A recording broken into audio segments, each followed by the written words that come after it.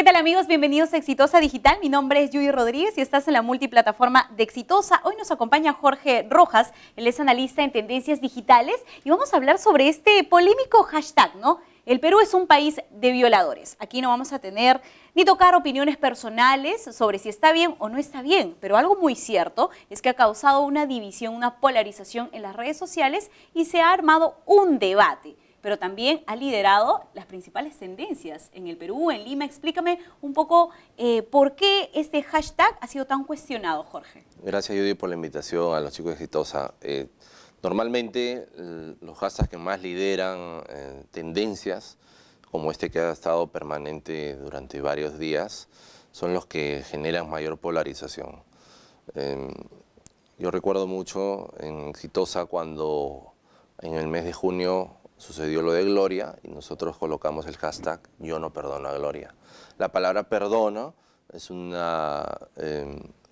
semánticamente significa mucho para unas personas y pocos para otras, pero comercialmente golpeó directamente a la marca en ese momento y estuvo tendencia durante 7 días. Lo mismo ha sucedido para este caso. El caso finalmente es de enervación de la población, ¿no? Porque se ve el tema de la violación, de esta empadronadora, del censo. De niñas. De niñas, ¿no? Entonces, hacer ese tipo de hashtag y que lo coloquen personajes públicos o políticos, finalmente genera titulares, genera polarización y genera tendencias, ¿no? Yo no sé si los políticos tienen a alguien atrás que esté ayudándoles a hacer tendencias, pero tampoco te necesitas tener un súper especialista. Simplemente darle en lo que a la ciudadanía le va a llamar más la atención o le va a hacer sentir. Pero a ver, recordemos que esta frase la inicia o la dice por primera vez el congresista Indira Wilca. Y lo dice meses atrás, ¿no? Y causa mucha polémica y disgusto también con sus colegas políticos. Y bueno, ahora, ante los recientes hechos, lo que pasó con el censo, niñas de 2 meses, recién nacidos, que sufren pues de violación sexual de sus familiares hasta de sus padres, es que se crea ya, pero con el apoyo de su colega de bancada, del bloque de Nuevo Perú, con Marisa Glave, y se crea el hashtag. El ideal de la política sería no polarizar, ¿no? Y en esta coyuntura lo que se debería buscar es la unidad, porque estamos ya bastante polarizados, hay mucho enfrentamiento entre bancadas de oposición y el gobierno, ¿no? Sin embargo, considero, y esta sí es una opinión personal, que en las redes sociales lamentablemente se ha desviado el debate y en lugar de cuestionar la frase nos estamos olvidando del problema de fondo, que es efectivamente las estadísticas y la realidad que nos dicen pues que hay un problema de salud mental, de falta de valores y de niñas que en estos momentos, de niñas y niños, están sufriendo. ¿No consideras que, si bien es cierto desde un punto de vista comercial o de estrategia digital, si bien es cierto esto se pueda posicionar, pero el objetivo no crees que se está transgrediendo también? Sí, lo que creo yo es que no es un tema de género ni de sexo. Hoy también han salido unas denuncias de 2 casos de varones que han sido asesinados, creo que por una mujer. Exactamente. Entonces nos estamos convirtiendo en un país violento. Y ya no es el tema de género, porque finalmente es un niño o una niña el que termina pasando las consecuencias de una persona que tiene algún tipo de trastorno de repente psicológico o psiquiátrico. Por ejemplo, uno de los comentarios decía, entonces creemos un hashtag Perú país de asesinas. Justamente colocar este tipo de etiquetas, porque son etiquetas, o generalizarlas. Yo no me considero un violador, tampoco un asesino. Y no me siento representado, si queremos decirlo, por esa palabra. Pero sin embargo, lo que busca la etiqueta a través del hashtag en las redes sociales es generar corrientes de opinión. Y eso es lo que ha sucedido con el caso cuando lo hizo Indira Wilca al principio. O poner en debate un problema tan álgido, ¿no? Llamar la atención, darle visibilidad, que también podría ser un punto a favor de crear el hashtag, ¿no? ¿Por qué no Perú país de violadores? Perú país de violados sería en todo caso también, ¿no? Yo creo que la manera como manejan los políticos las etiquetas lo hacen de acuerdo a la conveniencia o el interés que ellos quieran generar en su audiencia o en su público. Y muchas veces sin precaver que pueden meter en la bolsa a todo el mundo. Y obviamente hay gente que no se siente representada por ese tipo de etiquetas o de tildaciones. Ahora, como tú dices, y eso sí estoy de acuerdo, es que nos olvidamos del tema de fondo. O sea, la agresión física, sexual o la violencia está olvidada y estamos discutiendo por quién lo dijo o si forma O si parte está de mi bien. bancada o si está mal, ¿no? Entonces, yo creo que hay un problema importante que se está viendo a la luz gracias a también los medios digitales, porque las redes sociales rebotan mucho estos temas. Las denuncias de violencia se han viralizado más por redes sociales que por los medios convencionales. Entonces, la gente obviamente revisa sus timelines, sus perfiles de Facebook o de Twitter y se ve con una serie de comentarios que a cualquiera enervaría y le cambiaría el humor durante el día, ¿no? Y que además la noticia que se da a conocer por las redes sociales marcan también la agenda de los medios masivos, ¿no? Porque son noticias que se hacen conocidas, como tú dices, por redes sociales y nos cambian la programación y es noticia que abre el noticiero de la mañana, por ejemplo. Pero ¿qué significa que un hashtag esté en tendencia 7 días? ¿Qué significa? Significa que ha llegado el mayor alcance de búsquedas o de visualizaciones del día, ¿no? Por ejemplo, en un día puede haber 4 o 5 hashtags o 20 hashtags y no todos son tendencia. Ahora, no necesariamente tiene que ser un hashtag para hacer tendencia. Puede ser Jorge Rojas y simplemente la palabra o Philip Butters y esa palabra es tendencia. El hashtag simplemente te permite localizar todas las líneas de contenido que están mencionando a esa palabra. Te da un orden, ¿no?, para encontrarla de alguna u otra manera. ¿Qué sucede? ¿Qué ha pasado con esto? Que ha sido durante toda la semana, se ha estado hablando reiterativamente de este hashtag. ¿Y quiénes lo han hecho? Figuras públicas, líderes de opinión, Ahí políticos, quería llegar. comunicadores. Son los llamados influenciadores, ¿no es cierto? Sí, los Y hay influenciadores. páginas también que son influenciadoras. Por ejemplo, yo estoy revisando acá noticias que han salido en portales. Por ejemplo, soltero codiciado. Y nos muestra una imagen de una empadronadora que le han hecho pasar pues a la casa, le han servido un refresquito, algo, pero hay comentarios ya sexistas, ¿no? Y eso causa indignación. O lo dicho por algunos locutores de radio que pues tomaban en forma de broma lo que había sucedido con la empadronadora que fue víctima de abuso sexual. La presión no solamente de los medios masivos, sino principalmente de las redes sociales y de figuras públicas han hecho que estos pierdan su trabajo. O del reportero, por ejemplo, de un canal de televisión local también. Lo que pasa es que antes no se tenía mucho en cuenta las redes sociales. Yo recuerdo este fenómeno empezó aproximadamente 2013, me acuerdo, con una marcha que se hizo contra los miembros del Tribunal Constitucional, el gobierno anterior. La repartija, no a la repartija. Fue la primera vez que se convocó socialmente a gente a través de redes sociales, inclusive yo participé activamente de esa campaña, para convocar a los jóvenes y salir a las calles y protestar contra algo que era evidentemente corrupto o mal hecho.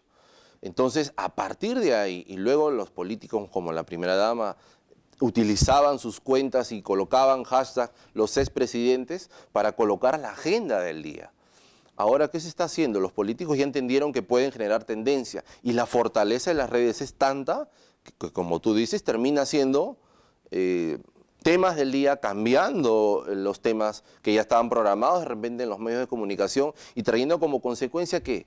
Despidos de funcionarios, despidos de periodistas, despidos de comunicadores, etcétera, ¿no? Entonces, sí hay una consecuencia de lo que sucede en las redes y finalmente lo que sucede en el mundo real. Recordemos, hace un par de años atrás se viralizó a través de un comunicador también muy conocido la cucaracha pisera, ¿no? Que se encontraron la cucaracha en la pizza. Nadie hubiera sabido nada si él no colocaba el video en el YouTube. Finalmente, esa empresa de pizza salió del país. O sea, si hay una consecuencia, si los medios de comunicación, las empresas, las instituciones y el Estado no tienen monitoreado qué es lo que sucede, finalmente les revienta el chupo en la cara. Y es lo que está sucediendo, ¿no? Se nota que hay una falta de gente que está detrás viendo qué es lo que va a suceder. Porque generalmente, para el caso del gobierno específicamente, siempre sucede algo cuando la noticia salió 3 días antes. Para temas comerciales, cuando hay una denuncia contra alguna institución de telecomunicaciones o del rubro que sea, también se ve días antes corriendo en redes y finalmente 2 o 3 días después aparece ya en un medio de comunicación y recién atienden el problema. Entonces, yo creo que todavía no somos conscientes de la consecuencia que va a suceder a partir de un hecho que se denuncia, ¿no? Bien, regresando al caso de violencia, de feminicidios y de abuso sexual, principalmente en el hashtag Perú Países Violadores, bueno, se ha conocido también que desde el Congreso de la República se piensa, o al menos ya congresistas de Fuerza Popular específicamente, quieren convocar a la Comisión de Ética a Marisa Glave y a Indira Wilca. Y yo aquí, más allá de estar a favor o no estar a favor de la creación de este hashtag, considero que las redes sociales son personales. Ellas considero que pueden tener derecho. Lo que yo quiero saber es, más allá de las consideraciones personales, qué es lo que está permitido y no está permitido en redes sociales, pero además ellas no solamente son unas personas comunes y corrientes. Así es. Ellas ostentan y representan un cargo público. Entonces, quisiera sí que me hagas una diferenciación entre personas naturales, comunes, usando una red social, o que ellas como políticas utilicen su red social como medio de comunicación política. ¿Hasta dónde se puede llegar y hasta dónde está permitido?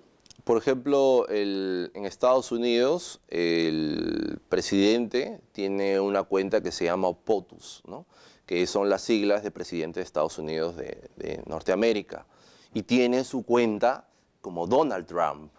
Entonces, te dice una cosa, que deberíamos hacerlo en el país. Como Donald Trump, yo sigo siendo un ciudadano y tengo derecho a expresarme. Pero como presidente y representante del gobierno de Estados Unidos, tengo otra forma de comunicar. Entonces, a través de la cuenta oficial del presidente de Estados Unidos, él hace todas las declaraciones oficiales y las hace libremente, pero en las más polémicas que las hace a través de sus cuentas personales, él es libre de decirlo. Creo que acá en los políticos se confunde mucho eso. Por los representantes del Parlamento cumplen una función pública y tienen el deber de representarnos a todos. Y sus opiniones personales deberían tenerlas fuera de su representación. Creo que ahí hay un problema. Es como las instituciones también, Judy. Es que en realidad, ¿no? esto aún no está institucionalizado y debería ser, creo yo, un tema de investigación o de análisis, ¿no? Ya instituciones públicas y privadas utilizan los medios digitales para hacer pronunciamientos de gran importancia, ¿no? Se ha visto que el Poder Judicial anuncia que la expareja presidencial se ratifica y se queda en prisión preventiva por Twitter. Y si bien es cierto para nosotros los periodistas, la rapidez, la cercanía que nosotros tenemos con los medios digitales es importante y nos beneficia, sin embargo considero que hay temas un poco más álgidos, un poco más sensibles y que no se deben tocar a veces por un medio digital o no un medio digital oficial, ¿no? En este caso, como te lo menciono, son congresistas, son políticos que utilizan sus redes sociales, pero como tú dices, representan a todo un país. En todo caso, tu propuesta sería diferenciarlas, ¿no? Diferenciarlo, ¿no? Por ejemplo, una persona que está ejerciendo su control parlamentario, un congresista en el Parlamento, podrá tener 1000 opiniones sobre el debate de la ideología de género, la violencia de género, como lo quieran llamar, pero en su cuenta personal, no parlamentaria, podría decir otra cosa, ¿no? Sin embargo, esto se confunde porque no hay una normativa, no hay nada que regule. Entonces, las redes se convierten en un libre albedrío no solamente para los gobernantes, sino para los ciudadanos. Y es por eso que los timelines se llenan pues de comentarios sexistas, de violencia, ¿no? Dentro de una denuncia, si tú lees todos los comentarios son más violentos que la propia denuncia. Entonces te das cuenta, y los políticos, la responsabilidad que tienen en lugar de hacer consenso, generan más disociación. Ese es el punto más importante, considero. Entonces, ¿eso no debería tener en cuenta el asesor de comunicaciones, el community manager? El community manager no es el que toma una fotito, pone un post, no, es una persona psicológicamente capacitada, es una persona que sabe comunicar además, que tiene que pensar muy bien las palabras que va a utilizar. ¿Qué es lo que tiene que tener en cuenta el community manager? ¿Quién debe ser el que asuma esa gran responsabilidad? Conozco políticos, he trabajado con varios de ellos, que no manejan sus cuentas. Las delegan a un community manager. Hay otros que sí manejan sus cuentas. Mucha responsabilidad es del político en este caso. ¿A quién delega a él como su community manager? Porque también hay muchos, como algunas empresas, que delegan a sus familiares, al sobrino, al tío, al hijo, y desconocen en realidad las normas prácticas mínimas de comunicación que hay en redes sociales. El respeto a los demás, la tolerancia, porque si eres una persona pública te va a llegar todo tipo de comentarios. Entonces, ¿cómo los vas a responder? Si una persona no está capacitada, simplemente ¿Y te de va a qué se mandar trata lejos, esa ¿no? capacitación? O sea, lo que quiero saber es cuál debe ser la formación profesional. No es una persona que simplemente toma fotitos y ya, No, un community manager no puede ser alguien que toma fotos, ni solamente un diseñador gráfico. o que Tiene que ser postea. un periodista, un comunicador.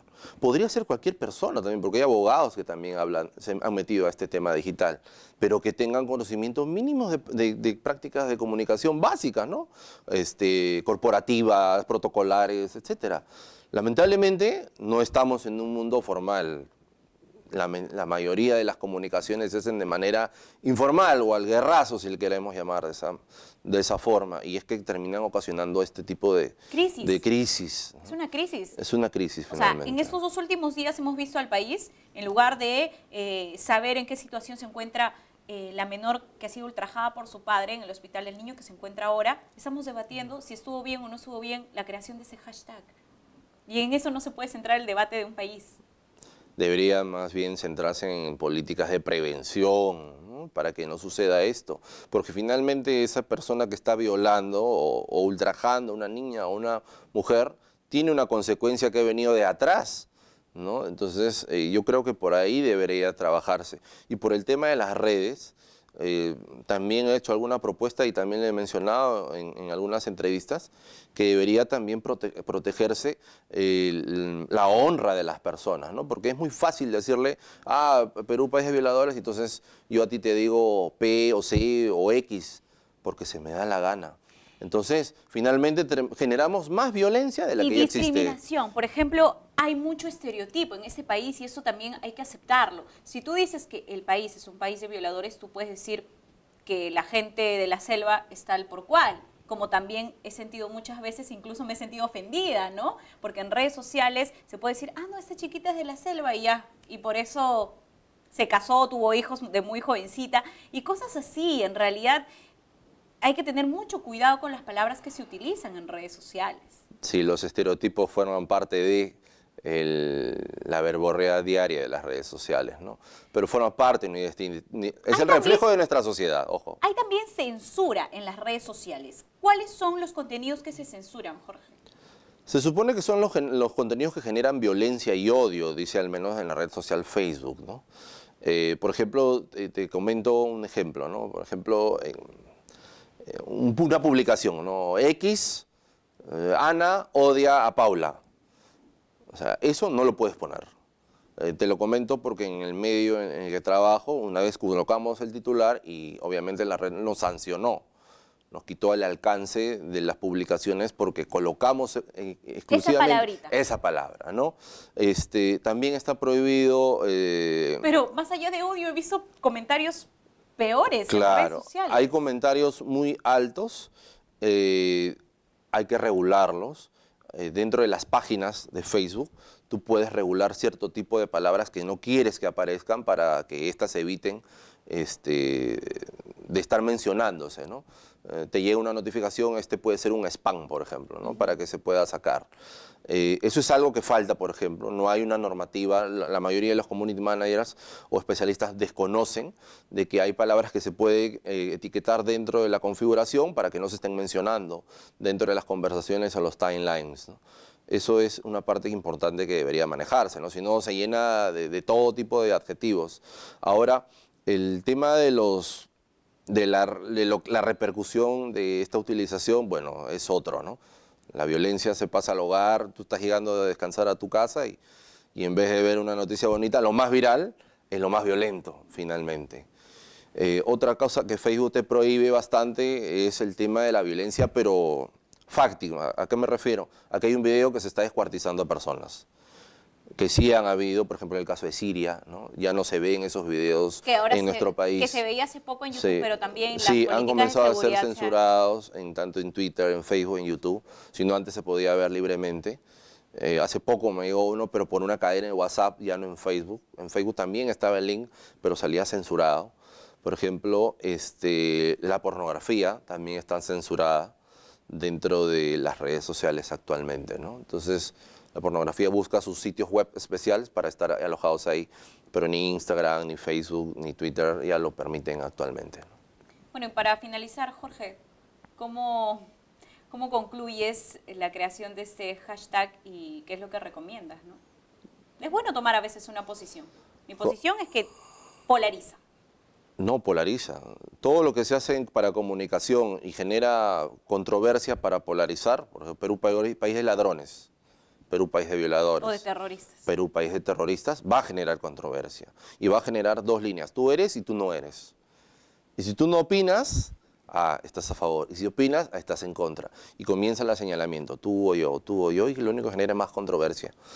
Los líderes de opinión, los influencers, los comunicadores, los que tienen miles o millones de seguidores, deberían tener un poquito más en consideración las consecuencias de lo que ellos colocan, ¿no? Porque finalmente la gente sigue y creen en muchos casos que está bien o que es normal generar eso. Yo creo que hay otras generaciones mucho más jóvenes que ambos que vienen detrás que deberían tener ciertos ejemplos o íconos dentro de nosotros para que puedan no seguir con este círculo vicioso de violencia en la calle, violencia sexual y hoy la violencia en las redes sociales, ¿no? ¿Y eso implica que se la cite a la Comisión de Ética? Me parece un exceso, porque finalmente ya con utilizado su cuenta, no hay una normativa que diga, oye, esta es mi cuenta personal, entonces va a haber un vacío legal y lo único que creo que es un ajusticiamiento entre las bancadas que existen ahí para ejercer control político uno sobre otro, ¿no? Pero en tema de redes no le veo en realidad más por rebanar, ¿no? Muchas gracias, Jorge. A ti, Judy. Bien, amigos, nosotros nos encontramos en la próxima edición de Exitosa Digital, en radio, en televisión y en redes sociales.